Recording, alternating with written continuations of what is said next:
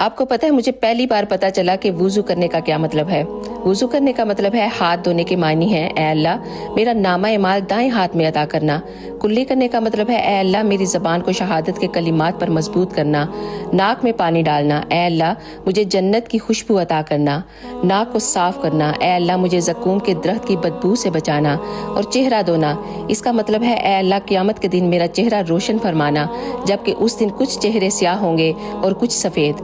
کوہنیوں تک ہاتھ دھونا دائیں ہاتھ اے اللہ مجھے دائیں ہاتھ والوں میں شامل فرمانا، اور بایاں ہاتھ اے اللہ مجھے بائیں جانے والوں سے محفوظ رکھنا۔ سر کا مسح کرنا اے اللہ میری گردن کو جہنم سے آزاد کر دے اور مجھے ایمان والوں کی طرف گامزن رکھنا۔ پاؤں کو دھونا اے اللہ میرے قدموں کو سیدھے راستے پر رکھنا، اور جو شخص بھی علم کو چھپاتا ہے تو قیامت والے دن وہ اس کے خلاف حجت بن جائے گا۔